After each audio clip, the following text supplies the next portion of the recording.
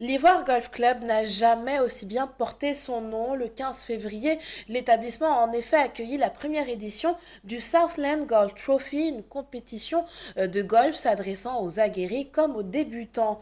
Le golf, bien plus qu'un sport, un véritable lifestyle qui fédère de plus en plus d'adhérents malgré les nombreux clichés qui l'entourent. Pour en parler, nous recevons dans ce nouveau numéro de C'est-à-dire Stéphane Lavry, capitaine des Jeux de l'Association sportive des golfeurs de Côte d'Ivoire. Monsieur Lavry, bienvenue. Bonjour. Le Southland Golf Trophy, j'en parlais en introduction, est-ce que vous pouvez nous en dire plus? Le Southland Golf Trophy est une compétition qui est mise en place et animée par l'AS Ivoire Golf Club, donc l'Association des golfeurs de Côte d'Ivoire, et qui permet au fait aux golfeurs de pouvoir compétir en amateur, femmes comme garçons, et de pouvoir passer un moment tous ensemble sur le parcours de golf. Qu'est-ce qu'il distingue de l'Open de Côte d'Ivoire qui a eu lieu à Yamoussoukro? L'Open de golf de Côte d'Ivoire est une compétition internationale qui invite et accueille les golfeurs professionnels internationaux. Et aujourd'hui, le Southland Golf Trophy est plus une compétition nationale, sponsorisée par la société Southland Ouais. et qui permet au fait aux amateurs de pouvoir compétir entre eux. Alors, on va revenir sur les sponsors au cours de l'émission, mais qu'est-ce qui a inspiré la mise en place d'un tel événement? La mise en place d'un tel événement est plébiscitée par les golfeurs et j'ai envie de dire par les sportifs d'une manière générale. Pouvoir compétir, pouvoir accueillir, pouvoir montrer que le golf est un sport accessible et qui organise des manifestations joviales, intéressantes et permettent aussi à tout le monde de pouvoir découvrir en fait, les joies de jouer au golf, tout simplement. Alors, il y a quelque chose qui me retient, c'est que vous avez utilisé le terme accessible. Dans l'esprit du plus grand nombre, le golf, disons-le, est perçu comme un sport élitiste qui demande un certain coût, notamment le coût du matériel, etc. Mais est-ce qu'on peut parler chiffres ici?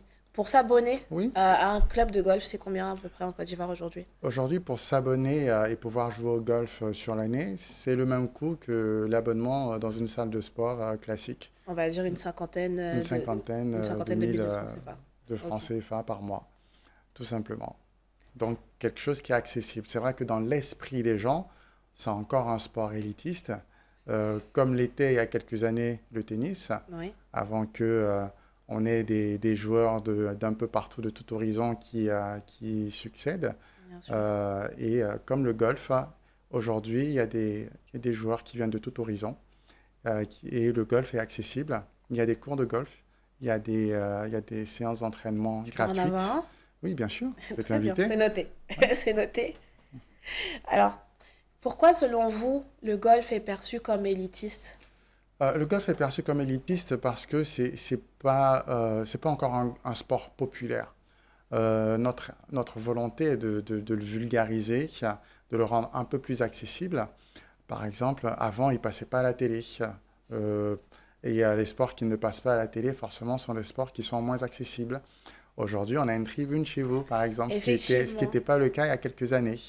Donc aujourd'hui, les jeunes peuvent regarder du golf à la télé, peuvent avoir cette curiosité de se dire, mais c'est quoi ce sport? Est-ce qu'on peut le pratiquer ici en Côte d'Ivoire? Et à ce moment-là, il y a toutes les infrastructures à Abidjan, à Yamoussoukro et aussi à Assini pour pouvoir justement le pratiquer. Bon, Assigné, ça rentre encore dans ce côté élitiste, on va pas se mentir. On va dire sur la route d'Assini. Mais à Abidjan, est-ce que vous avez, est-ce que cette vulgarisation a déjà porté ses fruits? Oui, cette vulgarisation porte ses fruits parce que aujourd'hui, il y a de plus en plus de journées portes ouvertes où on fait découvrir le golf. On a la chance d'avoir des sponsors qui sponsorisent certaines compétitions et qui permettent justement à leurs employés, à leurs entourages de venir découvrir, participer, faire des séances gratuites. Euh, et aujourd'hui, le coût de l'abonnement a considérablement baissé par rapport à il y a plusieurs années. Donc, Il était de combien? Sans indiscrétion. oh, il dépassait le million de francs CFA. D'accord. Aujourd'hui, il est carrément en dessous.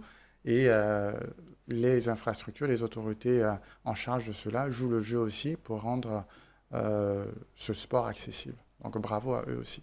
Et en ce qui concerne la jeunesse, est-ce qu'aujourd'hui, dans un pays qui est dominé par le football et en deuxième le basketball et quelque part les sports de combat, comment le golf il trouve sa place dans tout ça? Le golf, il trouve sa place du moment que tous ces sportifs-là ne sont pas obligés d'abandonner leur sport de prédilection pour pouvoir jouer au golf. Pour la petite histoire, moi je suis un ancien basketteur.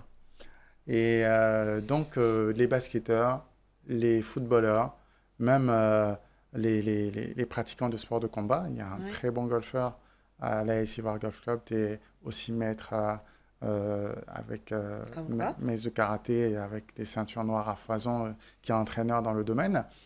Donc, et qui est très bon golfeur aussi. Donc, le golf n'est pas en opposition avec les autres sports, bien au contraire, parce que c'est un sport qui demande d'autres facultés, de la concentration, de la technicité, et ça peut être même un apport par rapport aux autres sports que vous pratiquez. À titre personnel, quel impact le golf a-t-il eu sur votre vie? Sur ma vie, un fort impact, déjà beaucoup de concentration, de la ponctualité, parce qu'au golf, quand on arrive à l'heure, on est en retard. Ce qu'il faut prendre, on a nos moments de courtoisie où quand vous démarrez à 8 heures, vous devez être là à 7h30 pour récupérer votre carte de score, pour faire la connaissance des joueurs avec lesquels vous allez jouer, etc. Donc la ponctualité et surtout la patience. Mais c'est quand même très codifié de ce que je comprends. C'est codifié dans le sens de vouloir apporter un peu plus de valeur aux personnes qui y participent. Le golf est le seul sport où on s'auto-sanctionne. Par exemple, C'est-à-dire? c'est-à-dire qu'on note ses scores et on vous laisse la Ah, possibilité, vous avez le libre arbitre, le donc libre on peut choix tricher de tricher ou pas. Ah, Mais étant donné qu'on est dans un contexte où tout le monde est plutôt réglo et suit une certaine étiquette, c'est très compliqué au fait de tricher soi-même et ça vous pousse justement à être vous aussi réglo. alors, on va revenir à la compétition qui vient de se dérouler. Quelles ont été les conditions de jeu les plus difficiles auxquelles ont dû faire face les joueurs? Bah, les conditions de jeu difficiles, c'est surtout la chaleur. C'est un sport qui se joue sur 18 trous, sur un parcours qui fait 7 km. Donc on marche en moyenne entre 7 et 10 km au golf. Donc là, sous le soleil. Effectivement. Donc c'était pas facile. Et pourtant, il y a eu de très très bons scores. C'est quand même assez ironique qu'un sport qu'on dise élitiste a pour principe qu'on marche sous le soleil. Exactement. C'est très bizarre. Est-ce qu'il y a des anecdotes que vous pouvez nous donner par rapport à ce tournoi? Ah non, il y a de très belles anecdotes. Le sponsor Southland avait mis en jeu une voiture à gagner sur un trou, ce qu'on appelle le trou en un. Une voiture comment? Une vraie voiture ou une petite voiture? Oui, un 4x4, un 4x4 d'une valeur de 40 000 euros, de 40 000 francs CFA, pardon. 40 000 francs CFA ou 40 millions? 40 millions de francs CFA, s'il vous plaît. Ok. Les golfeurs étaient tellement tentés de vouloir remporter ce prix, sauf que sur ce trot, il y a une pièce d'eau, un lac artificiel avant. Donc la majorité des golfeurs ont mis leur balle à l'eau.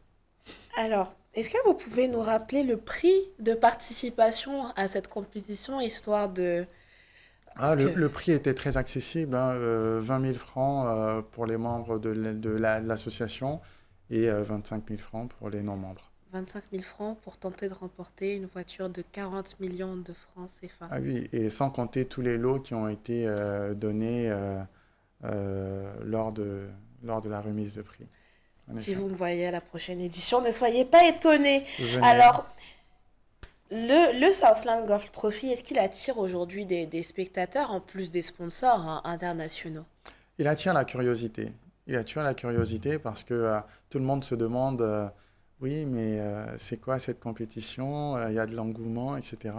On avait plus d'une centaine de participants qui étaient accompagnés soit de leur famille, soit de leurs enfants, pour pouvoir voir un peu comment se déroule, y compris lors de la cérémonie de remise de prix qui Qui a a eu eu lieu lieu au Nomotel, où on a eu plus de 150 personnes dans une ambiance cordiale, sympathique et joyeuse. Quel bilan globalement vous tirez de cette première édition? Pour nous, c'est un succès. C'est un succès parce que ça a attiré beaucoup de monde, des golfeurs et des non-golfeurs. Ça a permis de pouvoir renforcer l'esprit de camaraderie qui règne au golf et de pouvoir justement vulgariser un peu plus ce golf en passant sur les chaînes de télé, en promouvant ce sport et en demandant à tous les parents. Ça, c'est une demande particulière que je fais. Allez-y. Les parents, n'hésitez pas à mettre vos enfants au golf. Ça va développer chez eux des qualités que vous n'imaginez pas. Le sens de la concentration, la patience et la ponctualité. Et ça, ce sont des bases qui sont tellement essentielles dans la vie de tous les jours et qui sont, que l'on apprend naturellement au golf, sinon on ne peut pas performer. Et dès qu'on a un souhait de performance, on se rallie justement à ces valeurs-là. Ouais, je reviens encore sur le fameux trou avec la voiture à 40 millions. Je pense que là, vous allez avoir un bon des participations. Alors, Monsieur Lavry, comment les clubs et les infrastructures locales bénéficieront, selon vous, du tournoi? Ce tournoi, l'association de golf en Côte d'Ivoire et la fédération y bénéficieront, ne serait-ce que par la couverture que ça rapporte, pour pouvoir permettre à d'autres sponsors. Aujourd'hui, on a été approché par d'autres sponsors pour pouvoir organiser d'autres événements de cette envergure-là. Donc, ça va permettre aussi d'avoir un budget que l'on pourra allouer dans le développement du golf, dans l'accessibilité du golf. La Fédération de golf a plein de projets de vulgarisation à travers les écoles. Il faut savoir, je reviens sur une chose, il faut savoir que le golf, la majorité des golfeurs de plus de 40 ans ont découvert le golf à travers de la pratique qui se faisait au lycée classique.